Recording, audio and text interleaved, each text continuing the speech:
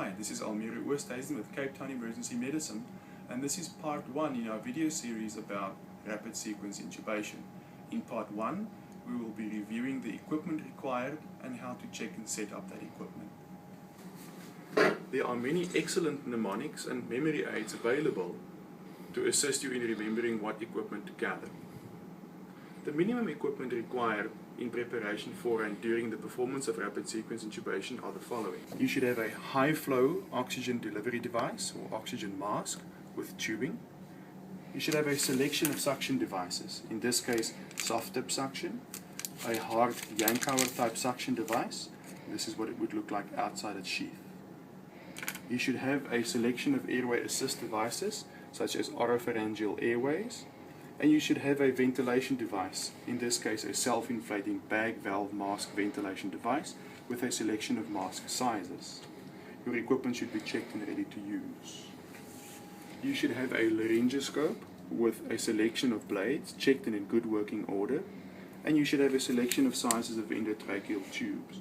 We suggest the size you're going to use and one size above and one size below in size.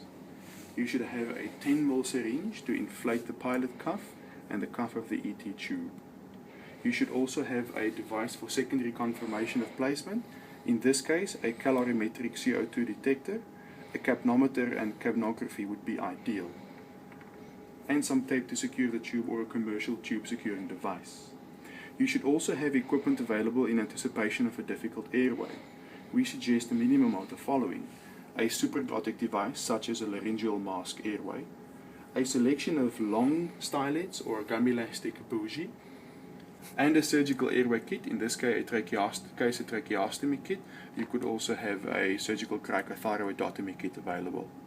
Other pieces of equipment that could be of use is a wooden tongue spatulas, a long stem McGill's forceps, and you should also have your drugs drawn up to the correct dose and ready to use.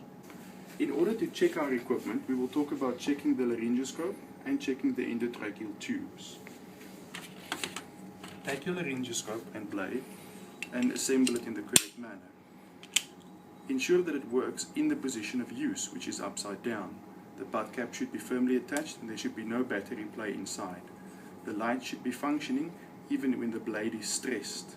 Make sure that there's no jiggle or free play in the blade, and ensure that the bulb itself is tightly screwed in and not jiggling about. Your laryngoscope is now checked and ready for use. The endotracheal tube should be checked for a functioning bulb without compromising the sterility of the ET tube. We suggest the following. Open the syringe you're going to use, and then open just a corner of the endotracheal tube you're going to use and retrieve the pilot cuff. Inflate the bulb while still inside the packaging and check it inside the packaging. Sustained pressure on the cuff for a few seconds and making sure that the pilot bulb remains inflated without losing any pressure in the cuff should be sufficient. At this time, deflate the cuff completely